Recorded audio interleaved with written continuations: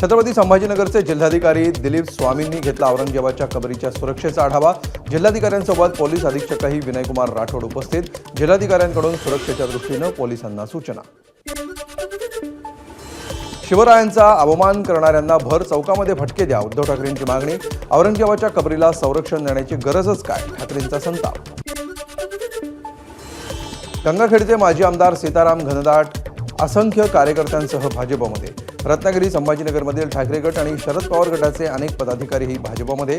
भाजप प्रदेश कार्यकारी अध्यक्ष रवींद्र चव्हाण यांनी केलं सगळ्यांचं स्वागत। ठाकरे गटाचे दापोलीचे माजी आमदार संजय कदम, छत्रपती संभाजीनगरचे माजी आमदार भाऊसाहेब पाटील चिकटगावकर यांच्यासह कुटुंबातील 3 माजी नगरसेवकांनी केला शिवसेनेत प्रवेश। उपमुख्यमंत्री शिंदेंच्या उपस्थितीत झाले प्रवेश।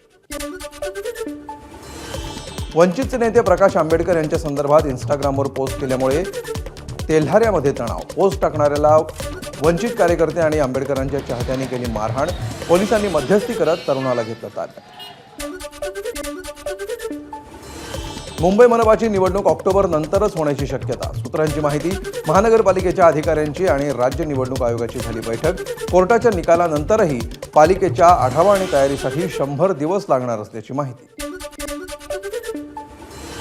मुंबई गोवा महामार्गाच्या कामातला हलगर्जीपणा पुन्हा समोर। चिपळूण शहरातील उड्डाणपुलाचं काम करताना रस्त्यावर लटकणारी जाळी मार्गावरून जाणाऱ्या ट्रकला अडकली। वाहन चालकाच्या प्रसंगावधानामुळे अनर्थ टळला। मुंबईतील अनधिकृत बांधकाम प्रकरणी माजी न्यायमूर्तींच्या अध्यक्षतेखाली चौकशी समिती। अधिकारी दोषी आढळल्यास तत्काळ निलंबन केलं जाणार। उद्योगमंत्री उदय सामंत यांची विधान परिषदेत घोषणा।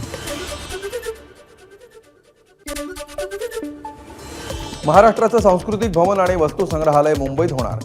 वांद्रे कुर्ला संकुलामध्ये 3.5 एकरपेक्षा अधिक जागेवर भव्य वास्तू राहणार। सांस्कृतिक कार्यमंत्री आशिष शेलार यांची विधानसभेत घोषणा। मुंबईचं सगळं सौंदर्य खराब करून टाकलं, सर्व स्कायवॉक काढून टाका, छगन भुजबळ यांची मागणी। मुंबईत स्कायवॉक तयार करू नका अशी मागणी केली होती, मात्र नको तिथे स्कायवॉक टाकले, छगन भुजबळांची माहिती। एवढं मोठं बजेट पण नाशिकच्या कुंभमेळ्याला 1 रुपयाही दिला नाही, सरकार उदासीन। जयंत पाटील यांचा सरकारवर आरोप। कर्नाटकातील छत्रपती शहाजी राजेंच्या समाधीसाठी पैसे देण्याचीही केली मागणी। कोकण किनारपट्टीवरील सर्व विद्युत लाईन भूमिगत करण्याचं काम सुरू। मुख्यमंत्री देवेंद्र फडणवीस यांची विधानसभेत माहिती। वादळामध्ये लाईटचे पोल कोसळून विद्युत पुरवठा खंडित होत असल्यामुळे घेतला निर्णय। यासाठी 5,000 कोटी रुपयांचा खर्च अपेक्षित। सोलापूरमध्ये आरपीआय आठवले गटाची जिल्हाधिकारी कार्यालयासमोर निदर्शनं। बिहारच्या बुद्धगयामधील महाबोधी विहार बौद्ध समाजाच्या ताब्यात देण्याच्या मागणीसाठी आंदोलन।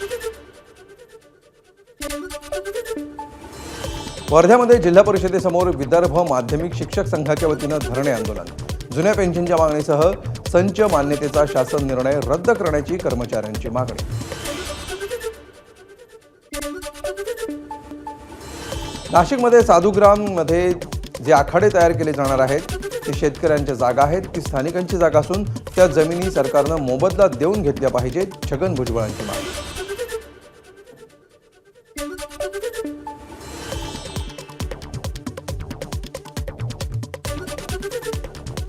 हिंगोलीच्या कृषी उत्पन्न बाजार समितीमध्ये मोठ्या प्रमाणामध्ये तूर विक्रीसाठी दाखल।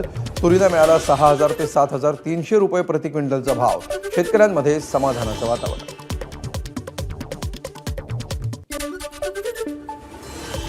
हापूस आंब्यातील फसवणूक टळणार, देवगड हापूसवर येणार बारकोड। देवगड तालुका आंबा उत्पादक सहकारी संस्थेनं शेतकऱ्यांना टीपी सील UID वितरित केले।